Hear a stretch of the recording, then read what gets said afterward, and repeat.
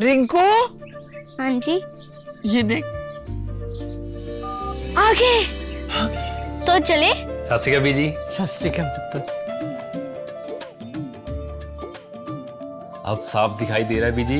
बहुत साफ दिखाई दे रहा है। बीजी इतने टाइम बाद नए चश्मे बनवा ही लिए। किसी अपने ने पैसे भेजे और हर महीने पैसे भेजेंगे। वाह। फोना ते टू टू होगी थोड़े 1 तरीक तो बाद।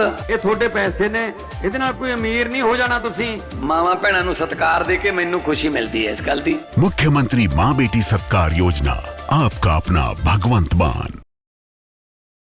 आप जिस मंदिर को कहते थे सिर्फ हमारा है और ये हमारी आत्मा से जुड़ा हुआ है, आज उस मंदिर पे महीने से ज्यादा हो गया है, आपका मुंह क्यों नहीं खुल रहा? तो ये सारी ऐसी चीजें हैं जो इंगित करती हैं कि मामला कुछ न कुछ बड़ा है, मामला कुछ न कुछ गड़बड़ है। इससे क्यों बच रहे हैं? ये बहुत सारे सवाल हैं। तो इन सवालों के जवाब आने बाकी हैं, लेकिन ये जरूर कहा जा सकता है कि इससे चाहे संघ हो, चाहे विश्व हिंदू परिषद हो और चाहे भारतीय जनता पार्टी हो, उसके प्रति एक नाराजगी लोगों में जरूर आई है। नमस्कार दोस्तों, कैसे हैं आप लोग? उम्मीद है आप सभी अच्छे होंगे। चंपत राय, अनिल मिश्रा का इस्तीफा हो गया है, लेकिन क्या मामला यहीं पर खत्म हो गया है? क्योंकि गोविंद देव महाराज गिरी जी जो हैं वो ये कह रहे हैं कि भाई कितने पैसे की चोरी हुई है ये पता लगाना नामुमकिन है, और वो कह रहे हैं मैं भी लज्जित हूं। अब कोषाध्यक्ष वो हैं, उनकी कोई जिम्मेदारी थी या नहीं थी? अगर उनकी कोई जिम्मेदारी थी तो उन्होंने अपनी जिम्मेदारी क्यों नहीं निभाई? क्या उनको पता था या नहीं पता था? अगर पता नहीं था तो फिर वो इस ट्रस्ट में कर क्या रहे हैं जब कोई भनक नहीं रखते हैं? ऐसे में सवाल तमाम खड़े हो रहे हैं कोषाध्यक्ष को लेकर और तमाम और लोग भी जो इससे जुड़े हैं उनको लेकर, और खुलासे दर खुलासे हो रहे हैं। कुछ रिपोर्ट्स हैं जो वायरल हो गई हैं, उसको लेकर भी बात करेंगे। केपी मलिक जी पत्रकार हमारे साथ जुड़े हैं। सर बहुत बहुत स्वागत है आपका। बहुत बहुत धन्यवाद हिमांशु जी, आपका भी और हमारे सुधी दर्शकों का भी बहुत बहुत धन्यवाद, आभार जी।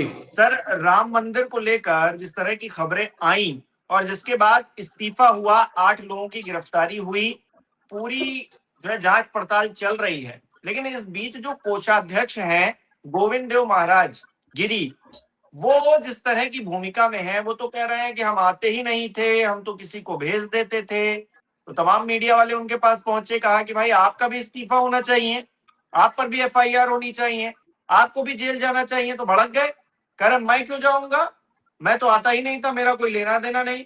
अगर इनका कुछ लेना ही देना नहीं था तो फिर इनको ट्रस्ट में रखा ही क्यों गया था? और ऐसे क्या और लोग भी हैं जिनकी जिम्मेदारी तो थी, लेकिन चंपत राय ही सब मैनेज कर रहे थे, तो फिर ये लोग थे क्यों? खाली मुहूर्त बनाकर उनको बैठा दिया गया था ट्रस्ट में। नहीं, देखिए हिमांशु जी, अगर आप ये सारी चीजों को देखें, कल कुछ नई चीजें आई हैं। वो जो अभी SIT जांच कर रही है, कोई कह रहा है कि उसमें 9 पन्नों की एक रिपोर्ट लीक हो गई है। और अगर वो रिपोर्ट देखते हैं, कई लोगों ने पढ़ी, हालांकि मैंने तो नहीं पढ़ी है, लेकिन जिन मित्रों से हमारी बात हुई उन्होंने पढ़ी है, और उन्होंने उसमें कई सारे खुलासे ये किए हैं कि SIT के हाथ जो है सिर्फ 39 दिनों की फुटेज लगी है। अब आप 39 दिनों की सिर्फ जांच कर पाएगी SIT? उसके आगे पीछे की सारी जो फुटेज है वो डिलीट कर दी गई है, डिलीट है या रिकवर नहीं हो पा रही है। सबसे बड़ी हैरानी की बात यह है कि जहां मंदिर में, जो मंदिर की रिपोर्ट कहती है कि लगभग 2800 करोड़ रुपया खर्चा हुआ है मंदिर बनाने में, और अभी तक के उसके संचालन जो चल रहा है उसमें लगभग 2800 करोड़ रुपए का खर्चा हुआ है। आधुनिक राम मंदिर बना है, आधुनिक टेक्नोलॉजी है, और वहां चंद CCTV होना और मात्र 40 दिन की रिकॉर्डिंग होना, ये थोड़ा सा हजम नहीं हो रहा है हम लोग। आश्चर्य होता है इस बात को जान। आप अगर देखेंगे, हम किसी छोटे ऑफिस में, हमारे ऑफिस में या मेरे घर में भी मैंने CCTV लगवा रखा है, 6 महीने की रिकॉर्डिंग हमारे पास होती है। हमने छोटा लगवा रखा है, नहीं तो साल भर की भी होती लोगों के पास। और आजकल टेक्नोलॉजी ऐसी है कि आप पुरानी भी रिकवर कर सकते हैं, इस तरह की टेक्नोलॉजी है। तो ऐसे में राम मंदिर जैसे सेंसिटिव जगह की सिर्फ 40 दिन की फुटेज मिलना कई सारे सवाल खड़े करता है। एक तो ये बात है। दूसरी बात ये है कि अगर आप ट्रस्ट के पदाधिकारियों को देखेंगे, उसमें 70% पदाधिकारी ऐसे हैं जिनका रोज की एक्टिविटी से, जिनका वहां पे क्या हो रहा है उससे भाग लेने से, समझने से कोई लेना देना नहीं है, अपना काम कर रहे हैं। अब जैसे गिरी महाराज की आप बात कर रहे हैं, वो कहने के लिए कोषाध्यक्ष हैं, लेकिन 2 महीने 4 महीने में वो टूरिज्म करने अयोध्या आते हैं और अपना दर्शन करते हैं, घूमते फिरते हैं, शाम को बढ़िया आराम करते हैं और निकल लेते हैं। जहां जहां साइन किसी को कराना हो करा दे। तो ऐसे व्यक्ति क्या करेंगे? वो तो अपना कथा वाचन कर रहे हैं, अपना जो उनका काम है वो कर रहे हैं।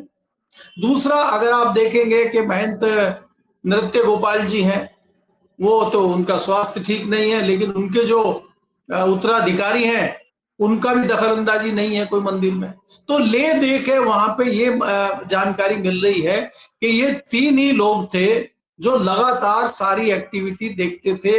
नंबर 1 पे चंपत राय जी थे, नंबर 2 पे अनिल मिश्रा और गोपाल राव। तो घूम फिर के इन तीनों पे सुई अटकती है आके। लेकिन मेन चंपत राय जी है। जैसे ही एसआईटी की रिपोर्ट लीक हुई, 9 पन्नों की रिपोर्ट आई, उसी दौरान जो है चंपत राय जी की चुप्पी टूटते हुए और एक लेटर बम फूटते हुए भी हमने देखा, उनका एक लेटर आ गया। उन्होंने कहा कि एसआईटी की रिपोर्ट आने के बाद मैं जो है खुलासा करूंगा। वो काहे का खुलासा करेंगे भाई? तो क्या अंदर ही अंदर कोई बड़ा मामला चल रहा है क्या? और देखिए, शक की सुई भी जाती है, हमें आश्चर्य भी होता है, सवाल भी उठते हैं कि अंदर कुछ ना कुछ तो जरूर है। आरएसएस के चीफ मोहन भागवत का वक्तव्य ना आना सवाल खड़े करता है। प्रधानमंत्री जी लगातार अवार्ड ले रहे हैं, दुनिया का कोई अवार्ड नहीं है जो उनको ना मिला। उन्होंने उसमें भी रिकॉर्ड बना लिया कि दुनिया का सबसे अधिक रिकॉर्ड, सर्वोच्च रिकॉर्ड लेने वाले प्रधानमंत्री भारत के हैं। तो उनका भी मुंह नहीं खुल रहा है इस मुद्दे पे। आप जिसका उद्घाटन करने आए थे, आप जिस मंदिर को कहते थे सिर्फ हमारा है और ये हमारी आत्मा से जुड़ा हुआ है, आज उस मंदिर पे महीने से ज्यादा हो गया है, आपका मुंह क्यों नहीं खुल रहा है? तो ये सारी ऐसी चीजें हैं जो इंगित करती हैं कि मामला कुछ ना कुछ बड़ा है, मामला कुछ ना कुछ गड़बड़ है। इससे क्यों बच रहे हैं? ये बहुत सारे सवाल हैं। तो इन सवालों के जवाब आने बाकी हैं, लेकिन ये जरूर कहा जा सकता है कि इससे चाहे संघ हो, चाहे विश्व हिंदू परिषद हो और चाहे भारतीय जनता पार्टी हो, उसके प्रति एक नाराजगी लोगों में जरूर आई है। और जिस प्रकार का संघ का एक ओरा बना हुआ था देश में, दुनिया में, उसमें कहीं ये लगा है कि यार ये इस तरह के लोग भी इसमें होते हैं। नहीं तो ये माना जाता था कि ये चोरी चकारी से दूर रहते हैं, इनके नाम पे वो दूसरे लोग करते हैं। तो लेकिन ये बड़ा डेंट जो है आरएसएस पे लगा है। और एक चीज और हुई है जो पिछले 2 दिनों में हुई है हिमांशु जी, जहां मीडिया का भी कोई बहुत ज्यादा ध्यान नहीं है और मीडिया ने भी उसको रेगुलर खबर के हिसाब से छाप दिया है या देख लिया है। भूपेंद्र यादव जो केंद्रीय मंत्री हैं सेंट्रल में, उनके स्टाफ के 4 लोगों को एक हटा दिया गया है और डीओपीटी का आदेश है, ऐसे नहीं है कि वैसे ही हटा दिया गया। तो इनको क्यों हटाया गया है, इसमें भी यहाँ पे सुर्खी चल रही है, चर्चा चल रही है कि भाई ये आरएसएस के लोग थे और यहाँ पे भी कुछ इस तरह की चीजें थी। तो कहीं ना कहीं भारतीय जनता पार्टी का जो शीर्ष नेतृत्व है, जो सत्ता में लोग हैं, वो कहीं ना कहीं आरएसएस को भी घेरने की रणनीति बना रहे हैं। और आरएसएस जिस तरह से बेलगाम होकर काम कर रही है, उस पर कहीं ना कहीं भाजपा के लोग अपर हैंड करने की कोशिश कर रहे हैं। ये भी चर्चा दिल्ली में चल रही है। तो कई सारे मामले हैं, बहुत बड़े बड़े मामले हैं। अब ये कब खुल के आएंगे? अब आपने देखा कि एकाएक योगी जी की घोषणाएं शुरू हो गई हैं। अब पिछले 10 साल में तो उनको याद आया नहीं कि भाई कोई टीचर का एक्सीडेंट होता है, उसकी मौत होती है, उसको 1 करोड़ का बीमा मिलना चाहिए। कितने सारे टीचर मर गए पीछे एसआईआर के और वो चुनाव प्रबंधन में, बाकी चीजों में, तब तो ध्यान नहीं आया। भर्ती नहीं लिखनी टीचर की, अब भर्ती भी निकल रही है। 1 लाख का आपको पैकेज भी मिल रहा है। मतलब अगर आपकी डेथ होती है तो आपको 1 लाख रुपया मिलेगा और आपका 5 लाख का इलाज भी शुरू हो गया उत्तर प्रदेश में। ये एकाएक कहां से हो गया? ओहो, अच्छा चुनाव आ रहे हैं चंद रोज में, इसलिए ये याद आ गई है। तो ये चुनावी जुमले शुरू हो गए हैं। तो भारतीय जनता पार्टी जहां एक और राम मंदिर मुद्दे पे घिरी हुई है, दूसरी ओर उन्होंने अपनी जुमलेबाजी शुरू कर दी है, जो वो अक्सर करते हैं। और अक्सर वो मतदाता को लुभाने का काम करते हैं, वो भी उन्होंने एक तरफ शुरू कर दिया है। अब देखना मतदाता को है कि वो मंदिर मुद्दे पे जाता है या वो जुमलेबाजी पे जाता है। अब ये देखना उत्तर प्रदेश को मतदाता को है कि उसको क्या करना है क्या नहीं करना है। जी। अच्छा सर, कहावत है कि पूत के पांव पालने में ही दिख जाते हैं। 1 महीना हो गया है इस पूरे मामले पर, लेकिन 1 महीने के भीतर आपने क्या ये कभी महसूस किया है कि हाँ, निष्पक्ष तरीके से सारी चीजें हो रही हैं? हालांकि सवाल उठ रहे हैं, तमाम खामियां हैं, तमाम जगह पर लूपहोल्स दिखाई दे रहे हैं, बावजूद इसके 1 महीना गुजर जाना और 1 महीने में कोई निर्णय ना हो पाना, चंपत राय का इस्तीफा हो जाना, क्या इस पूरे मामले का पटाक्षेप हो जाएगा? सिर्फ ये है? देखिए हिमांशु, मैंने तो ये ट्वीट भी किया है, लिखा भी है। 2 शब्दों की बात है। अगर चंपत राय निर्दोष हैं, दूध के धुले हुए हैं, वो निष्कलंक हैं, तो फिर उन्होंने इस्तीफा क्यों दिया और उनका इस्तीफा क्यों लिया गया? और अगर इस्तीफा लिया गया तो आपने मान लिया है कि वो दोषी हैं, तो ही तो बातें हैं ये। तो इसमें से कौन सी बात? भाई आप ये कहिए कि गिरी जी कह रहे हैं कि नहीं नहीं वो निष्कलंक है और उन्होंने तो कुछ नहीं किया है, तो आप उनको एक तरफ क्लीन चिट दे रहे हैं, तो भाई क्लीन चिट दीजिए खुल के। एसआईटी रिपोर्ट आए और हो गया चंपत राय जी दूध के धुले, उनका कोई लेना देना नहीं, तो फिर आप इस्तीफा क्यों ले रहे हैं उनका? फिर उनको हटा क्यों रहे हैं? तो ये जो दोहरी चीजें, दोहरी नीति, दोहरी बात आप कर रहे हैं, यही तो सवालों के घेरे में आती है, यही तो सवाल खड़े करते हैं। इसी पर तो लोगों को आश्चर्य हो रहा है। भाई हर जगह चंपत राय जी की एंट्री है, हर जगह चंपत राय जी कर रहे हैं, जमीन खरीद रहे हैं, कह रहे हैं, आरोप लग रहे हैं तमाम। उसका जवाब आपके पास नहीं है कि आप 2 करोड़ की जमीन खरीद रहे हैं, चंद घंटों में वो 12 करोड़ की हो जा रही है, जो 9 करोड़ की खरीद रहे हैं वो 23 करोड़ की हो जा रही है। तो ये क्या जादू चंपत राय जी कर रहे हैं? और अगर नहीं कर रहे हैं तो भाई फिर उनको निष्कलंक बताने के लिए तथ्य जारी किए जाए, जवाब दिया जाए। आपको याद होगा एक एसआईटी बहुत पहले भी बनी थी जमीन के मामले पे, उस एसआईटी की रिपोर्ट आ गई है क्या? उस एसआईटी की रिपोर्ट आज तक आई है? किसी ने पढ़ी है? कोई प्रेस कॉन्फ्रेंस हुई है? तो ये एसआईटी क्या बनाएगी, क्या जलेबी खिलाएगी, क्या गोल गोल घुमाएगी, किसको बरी करेगी, किसको फंसाएगी? देखिए हिमांशु, इसमें क्या है कि जो लोग फंसने थे वो फंस चुके, उन्हीं को घुमाते रहेंगे। अब कल भी आज भी उनको ये हुआ कि इनको यहां ले चलो, उनको रिमांड पे ले लो, उनको वहां से वसूली करो, कौन से ज्वेलर को कौन सा जेवर बेचा है वो निकालो, उसके घर से निकालो, वहां गाड़ी खरीदी थी, गाड़ी के कागज चेक करो, पेमेंट कहां से आया, वो इसी में ये लगे रहेंगे। आप ये देखिए कि ये लोग जो 2, 4, 10, 5, 20, 50 लाख की चोरी कर रहे हैं, क्या यही मामला है क्या? मामला तो वहां पे जो हम सुनते हैं कि मंदिर का जैसे उद्घाटन 2024 में हुआ था, अप्रैल में इस तरह की खबरें आनी शुरू हो गई थी कि घोटाला घपरा शुरू हो गया है। ये एसआईटी की जांच में आपको दिखेगा, आएगा, क्योंकि जो 9 पन्ने की रिपोर्ट अभी लीक हुई है जो बता रहे हैं उसमें है ये कि चंपत राय जी ने भी आशंका जाहिर कर दी थी 2024 में ही कि भैया ये मामला गड़बड़ हो रहा है। इसमें मुझे किसी ने डेट भी बताई कि उन्होंने कहा कि सितंबर 2024 में ही गड़बड़ी की आशंका जाहिर कर दी गई थी। अगर 2024 में ही गड़बड़ी हो गई थी चढ़ावे की काउंटिंग में, बैंक में जमा होने में, बैंक के सिस्टम में, तो फिर इस पर एक्शन क्यों नहीं लिया गया? उसके बाद चंपत राय जी ने क्या किया, कोषाध्यक्ष ने क्या किया, बाकी ट्रस्ट के लोगों ने क्या किया? गोविंद देव दूसरी बात हिमांशु इसमें ये भी नहीं, दूसरी बात इसमें एक ये भी है, और ये सारी चीजें अगर हो रही हैं और आप कह रहे हैं कि नहीं है ये तो विपक्ष का एजेंडा है, जैसे आपने इसको डाइवर्ट करने की कोशिश की गई है कि अखिलेश यादव पे डाल दो कि टिन्नू यादव अखिलेश यादव मिले हुए हैं। अगर टिन्नू यादव अखिलेश यादव मिले हुए हैं तो नपेंद्र राय मिश्रा किसके साथ मिले हुए हैं? वो क्यों डकैती बता रहे हैं आपके ऊपर? वो भी मिले हुए हैं क्या? ये विनय कटियार जिन्होंने अपना पूरा जीवन अयोध्या में बिता दिया, सांसद रहे, भारतीय जनता पार्टी के बड़े नेता रहे, वो भी तो खिलाफ बोल रहे हैं, तो क्या वो भी अखिलेश से मिले हुए हैं क्या? तो ये इतने सारे सवाल हैं जिसमें आज भारतीय जनता पार्टी, संघ और वीएचपी, चंपत राय सब घिरे हुए हैं। इनके जवाब देना इनको मुश्किल हो रहा है, इसलिए ये कोशिश कर रहे हैं कि जल्दी से जल्दी ये मामला डाइवर्ट हो, कोई नया मामला आए।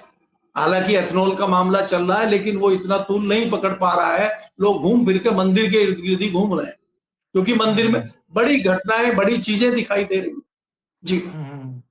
गोविंद देव महाराज एक बात और कह रहे हैं, वो कह रहे हैं कि कितने की लूट हुई है ये पता लगाना नामुमकिन है, कितने पैसे गायब हो गए ये पता लगाना नामुमकिन है।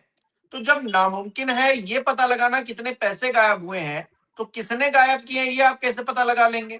मतलब ये तो बड़े गजब की बात है। और दूसरी बात, उन 80 लाख रुपए के पीछे ही तो पूरा मामला इर्द गिर्द घूम रहा है। और 80 लाख रुपए एसआईटी ने तो बरामद किए नहीं, पुलिस ने तो बरामद किए नहीं, वो तो ट्रस्ट ने बरामद किया। और ट्रस्ट ने उस एविडेंस को छिपाए रखा बहुत दिनों तक। जब एसआईटी बन गई तब एसआईटी को दिया। तो अपने आप में ट्रस्ट तो वैसे ही ट्रस्ट के लायक नहीं रहा है। अब वो 80 लाख रुपए थे या फिर उससे ज्यादा थे, 80 करोड़ रुपए थे, कितने थे किसी को क्या पता। तो फिर अपने आप में जो पैसों का पूरा खेल है, जिसमें गोविंद देव कह रहे हैं कि कोई किसी को नहीं पता चल सकता है कि कितने पैसे चोरी हुए, कहां गए, क्या हुआ, ये पता लगाना नामुमकिन है। तो फिर हम क्या ही उम्मीद करें फिर आगे? नहीं, देखिए हिमांशु, यहाँ दो चीज आपको देखनी होगी। अगर हम गिरी महाराज की एक्टिविटी पर ध्यान दें और उनको देखें, महीना भर हो गया था, उनका कोई स्टेटमेंट नहीं आया, कोई कुछ नहीं आया। एकाएक उनकी चिट्ठी आई और उन्होंने कहा कि भाई मेरी जानकारी में कुछ नहीं है, मैं तो साइन करने के लिए भी ऑथराइज नहीं हूं, मेरे पास तो कोई चेकबुक भी नहीं है। तो ये वक्तव्य उनका क्यों आया? 2 पेज की चिट्ठी उनकी क्यों आई? क्योंकि उनको लगता था कि वो भी इस मामले में फंसेंगे और जो ये डकैती हुई है उसमें वो भी कहीं ना कहीं हिस्सेदार हैं, इस तरह के आरोप तो लगेंगे। अब वो इस डकैती में शामिल हैं कि नहीं है, ये तो पुख्ता तौर पर नहीं कहा जा सकता, क्योंकि कई सारी ऐसी चीजें हैं कि जो सीधे सीधे आरोप उनके ऊपर दिखाई नहीं देता, कहीं ना कहीं वास्तविकता भी नजर आती है कि वो रोज की एक्टिविटी में तो शामिल थे नहीं। रोज की एक्टिविटी तो अयोध्या से हो रही थी और वो तो पुणे में बैठे थे। मैंने तो पहले ही कहा कि वो तो बेचारे पर्यटन करने आते थे कुछ महीनों में। तो ऐसे में वो कह रहे हैं कि हम किसी अपने प्रतिनिधि को भेजते थे जो पूरा एक दिन आकर चेक करता था, 4-5 दिन रुकता था। हम क्यों ना ये मान लें कि उसी के जरिए पूरा मामला करवा रहे थे, ये छिपा रहे थे, नहीं, मैं उसी पे हिमांशु आ रहा हूं। लेकिन इसमें यह है कि आप डायरेक्टली उस चीज में इन्वॉल्व ना होके, आप अपने प्रतिनिधि के नाते आप अपनी सारी शक्तियां चंपत राय और अनिल मिश्रा और वो कौन राव है उनके हवाले करके, गोपाल राव के हवाले करके आप निश्चित रूप से बैठ गए थे। तो अगर आप आंखें बंद करके बैठ गए थे और आपने उनके ऊपर अंधा विश्वास किया था, तो तब भी आप चोरी में शामिल हैं। भाई आप ये देखिए ना कि आपकी एक जिम्मेदारी बनती है। लाल बहादुर शास्त्री तो उस ट्रेन को चला नहीं रहे थे जब उन्होंने रेल मंत्री से इस्तीफा दिया था। ट्रेन तो एक ड्राइवर चला रहा था, उसकी गलती से एक्सीडेंट हुआ था और इस्तीफा लाल बहादुर शास्त्री दे रहे थे। अगर आप चोरी में शामिल भी नहीं हैं तो कम से कम मानवता के नाते आप इस्तीफा देने की बात तो करिए। तो चाहे वो गिरी महाराज हो, चाहे वो चंपत राय हो, वो कुर्सी से ऐसे चिपके हुए हैं। कल भी जब पत्रकार ने पूछा कि आप इस्तीफा देंगे, बोला मैं क्यों दूंगा। तो आप इस्तीफा नहीं देंगे, लेकिन आप बात दोहरी करेंगे। आप ये भी कहेंगे कि भाई मुझे साइन की अथॉरिटी नहीं थी, मुझे जानकारी नहीं थी, लेकिन कोषाध्यक्ष में बना रहूंगा। तो ये क्या जताता है? ये जताता है कि ये बेशर्म लोग हैं और इनको कोई शर्म नहीं आ रही है। इनसे चाहे कुछ ही करवा लो, कुछ ही बोलवा लो, लेकिन इनको कुर्सी चाहिए। साधु संत जो सब कुछ त्याग के आ गया है, उसको कुर्सी का इतना लालच है। ये बड़ी हैरानी की बात हम जैसे लोगों के लिए है। आप जब अपना परिवार छोड़ के आ गए, अपने माँ बहन बाप को छोड़ के आ गए और आपने सब कुछ त्याग दिया है, तभी तो आप संत हैं, तभी तो आप गिरी महाराज बने घूम रहे हैं। अगर आपको लालच ही है और आपको लूट में शामिल होना ही है, तो फिर काहे का मुखौटा ओढ़ के घूम रहे? उतार फेंकिए इसको, खुलेआम आइए आप। लूट कोई खाली मंदिर में थोड़ी चल रही, लूट तो हर जगह चल रही है। आप ठेके क्यों नहीं लेना? भाई मोदी जी से आपकी करीबी है तो आप रोड के ठेके लेने शुरू कर दीजिए। और रोड में तो 80% की आजकल बचत हो रही, खाली बना के दिखाना है और टूट जाना है बाद में। जहां 12,000 करोड़ के हाईवे बने हैं और उनमें 3 महीनों में गड्ढे हो गए हैं, तो इसका मतलब यह है कि उनमें कुछ मसाला लगा ही नहीं है। तो आप क्यों नहीं उस रेस में शामिल हो जा रहे हैं? काहे को ढोंग कर रहे हैं आप गिरी महाराज का फलाने? अच्छा सर, तो आपने रोड की बात की तो एक बड़ी मजेदार बात मेरे दिमाग में आई मजेदार बात यह कि एथेनॉल को लेकर जिस तरह से जो मंत्री हैं वो नहीं बोल रहे हैं, दूसरे मंत्री जी बोल रहे हैं, एथेनॉल की वकालत कर रहे हैं, क्योंकि उनके जो पुत्र हैं वो जो है उस एथेनॉल के बिजनेस में है, उसकी वकालत कर रहे हैं। लेकिन सड़कें टूट रही हैं, एक बार भी बयान नहीं दे रहे हैं, उसकी वकालत नहीं कर रहे हैं। इतने बड़े बड़े हाईवे, करोड़ों हजारों करोड़ के हाईवे बने और पहली बरसात नहीं झेल पा रहे हैं, उस पर कुछ नहीं बोल रहे, एथेनॉल पे वकालत कर रहे हैं, जबकि वो मंत्रालय भी उनका नहीं है। हरदीप पुरी जी खामोश है, उस पर कुछ नहीं बोल रहे हैं, लेकिन नितिन गडकरी जी एथेनॉल की वकालत कर रहे हैं, लेकिन सड़कों की कोई वकालत नहीं कर रहे हैं। इस वक्त गजब की स्थिति है सर। देखिए हिमांशु, एक चीजें आपको समझनी पड़ेगी कि ये चोर चोर मुसरे भाई है। वो इसलिए कर रहे हैं कि उनके बेटों ने बड़ी बड़ी फैक्ट्रियां एथेनॉल की लगा ली हैं। दूसरी जो इससे संबंधित चीजें हैं वो उसमें घुसे हुए हैं। जिन गडकरी को लोग कहते थे कि ये बहुत अच्छे मंत्री जी हैं, बड़े विकास पुरुष हैं, फलाने हैं, मोदी जी में सिर्फ एक ही मंत्री ऐसा है, ये सबकी पोल पट्टी खुल गई है। और इसमें तीसरा एंगल भी आपको देखना होगा कि जो भारतीय जनता पार्टी का शीर्ष नेतृत्व है, जिसको आप आजकल गुजराती समूह कहिए, जो भी कहिए, वो इन जैसे लोगों को निपटाने पर तुला हुआ है। आप ये बताइए, क्या घोटाला घपला सिर्फ सड़कों में और एथेनॉल में ही हो रहा है, बाकी जगह नहीं हो रहा है? अभी वो स्कूल वाला मामला दब गया, पर्चा लीक वाला मामला दब गया, पर्यावरण में इतने पेड़ कट रहे हैं, इतनी उल्टी सीधी परमिशन दी जा रही है, कोई खबर नहीं है। इंडियन एक्सप्रेस जैसे अखबार एक मंत्री की 99 लाख की सब्सिडी छाप देते हैं और बाकी पे मौन धारण किए हुए वो। उस मंत्री ने, जब हमारी उससे बात हुई है, उसने कहा कि मैंने तो ये अप्लाई किया हुआ था 2012-13 से, और जिस मंत्रालय से मुझे मिला है मैं नहीं हूं उसका मंत्री, उसका मंत्री भी दूसरा है। और ये कोई मुझे अकेले को नहीं मिली है सब्सिडी, देश में 500 लोगों को मिली है, मैं भी उसमें से एक हूं। तो उस पर इंडियन एक्सप्रेस बड़ी खबर फ्रंट पे छाप रहा है, बाकी खबरें नहीं छाप रहा है। एक अधिकारी ने, आईएएस अधिकारी ने 600 करोड़ का घोटाला किया है, उस पर एक कॉलम की खबर चौथे पन्ने पर छपी हुई है इंडियन एक्सप्रेस में। तो ये तो इंडियन एक्सप्रेस है। तो किसको आगे लाना है, किसको निपटाना है, उसका भी तौर तरीका आज की सरकार के जो बॉस हैं, वो तरीका भी उनका निपटाने का, चाहे मुझे अपने लोग निपटाने हो, चाहे बाहर के लोग निपटाने हो, क्योंकि इनको, इन महाशय को निपटाना है। भाई देखिए, यूपी में उनके टारगेट पे योगी जी हैं और दिल्ली में उनके टारगेट पे गडकरी। और गडकरी जी मौका इसलिए दे रहे हैं क्योंकि वो खुद दागी हैं, तो दागी पे जल्दी मौका मिल जाता है। अब योगी के ऊपर कोई इस तरह का दाग नहीं है, आप दूसरा कोई दाग हो तो उनके ऊपर लगा सकते हैं, लेकिन इस तरह के दाग उनके ऊपर नहीं लग पा रहे हैं, कोई जैसे दाग अक्सर नेताओं पे लगते हैं। इस तरह का दाग तो योगी पे नहीं लगता है। बाकी आप कट्टर हिंदुत्ववाद का लगा दें, उनके लोग जातिवाद का लगा दें, उनके वर्चस्व में, उनके क्या बोलेंगे, उनके साथ के लोग कोई गड़बड़ी कर रहे हो वो लगा दें, लेकिन डायरेक्ट आप नहीं निपट पा रहे हैं उनसे। तो उसी को निपटाने के लिए तो ये नहीं है कि मंदिर का मामला है, यूपी का मामला है, यूपी सरकार का मामला है तो लपेट दो योगी को, ये भी हो सकता है। तो बहुत सारी चीजें हैं। तो यहाँ पे जो एथेनॉल का मामला है, हरदीप पुरी को क्या पता क्या एथेनॉल होता है, क्या होता है? वो कभी खेती किसानी में गया है क्या? साइंटिस्ट है क्या? उसको कुछ पता है क्या? आप ये बताइए कि जहां पे विरोध हो रहा है कई कंट्रियों में एथेनॉल का, वो खुद नहीं अपने यहाँ कर रहे हैं। अमेरिका की गाड़ियों में कितना एथेनॉल डलता है, हरदीप पुरी जी को पता है क्या? और यहाँ आप जो है E85 तक पहुंच गए, E20 आप डाले जा रहे हैं, गाड़ी का इंजन है नहीं और उसमें भरे जा रहे हैं आप, हैं? आप किसी व्यक्ति को दाल रोटी खाना है और उसको मिट्टी का वो बना के खिला रहे हैं उसको, तो वो तो मरेगा ही, जिंदा कहां से रहेगा वो तो अगले दिन हॉस्पिटल में भर्ती हो जाएगा। तो गाड़ी के इंजन में जो ईंधन जाना चाहिए, अगर आप वो ईंधन नहीं देंगे, उसको दूसरा ईंधन देंगे, भाई आप पहले गाड़ी का इंजन तो बनाइए। जब आपने इंजन ही नहीं बनाया उस ईंधन का, तो कैसे चलेगा? आज लोग इसीलिए तो सड़कों पे है। तो इसलिए उसको ये डाइवर्ट करने वाले मामले हैं। तो बहुत सारी ऐसी चीजें चल रही हैं, देश में घमासान मचा हुआ है, लेकिन कुछ लोग साइलेंट बैठे हुए हैं अभी।